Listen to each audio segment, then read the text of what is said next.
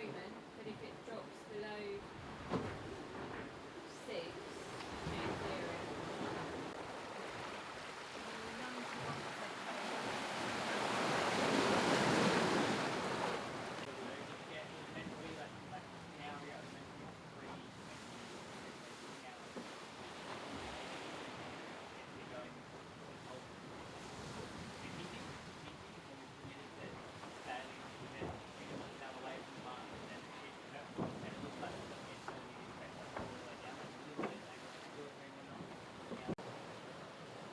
That's out of prediction, but let's put but it's what we've got, right? Yeah, I think we just go. I think we have to go with the A2. I mean, have to do back something. to basic principles.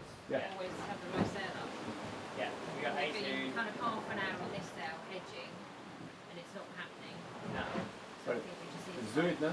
Yeah, bullet let's do it. So we go J0 then. We'll unfill J0, fill MH, and then we've got time. Okay. Yeah. Okay, let's get tweakers out on this side.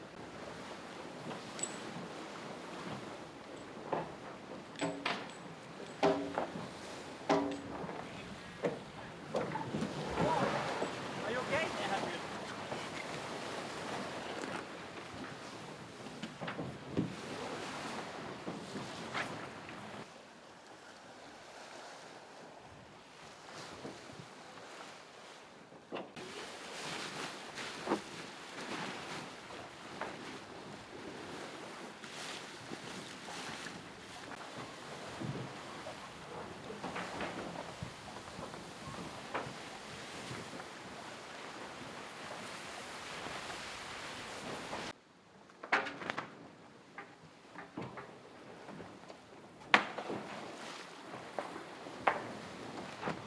Ouais, c'est juste pour te dire.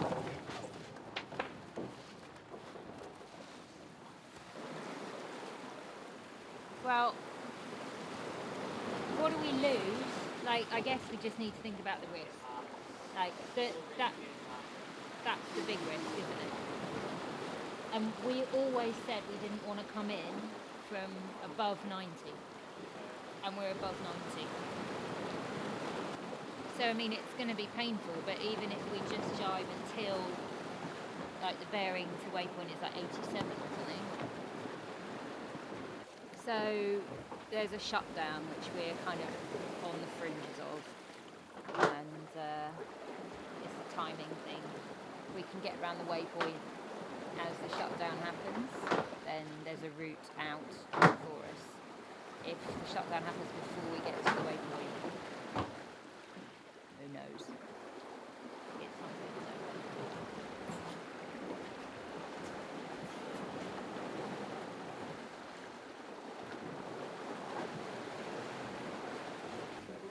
How's the team going with fatigue? I think everyone's managing it pretty well, to be honest. Kind of just into good routine. I think everyone's very sensible about it. Made it really clear that everyone needs to sleep. It's about kind of taking opportunity and just making sure we're diligent about getting our heads down. All of my experience is solo, ultra long distance stuff, so kind of managing fatigue levels is something I'm used to, and I guess I enjoy the challenge of that. The big difficulty is when you're on the shore, you don't manage your own time, and when you're sailing alone, you sleep when you want to. You're not sleeping around other people, so there's a slightly different structure. In general, kind of, I naturally like ultra endurance stuff. I like ultra marathon running. I like kind of any sport that requires you to think really hard about yourself and your body and how you manage all the elements. I think it becomes really interesting.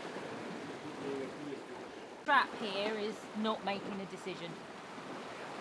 So, right or wrong, let's do something. Yeah.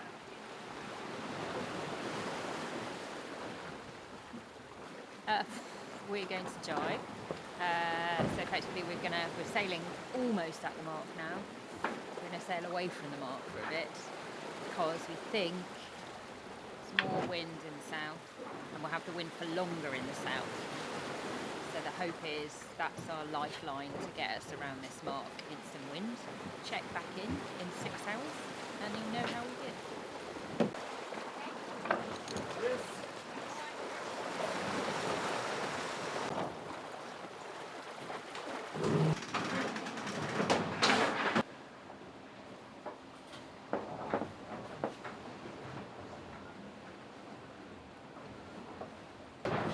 So this is the ocean pack.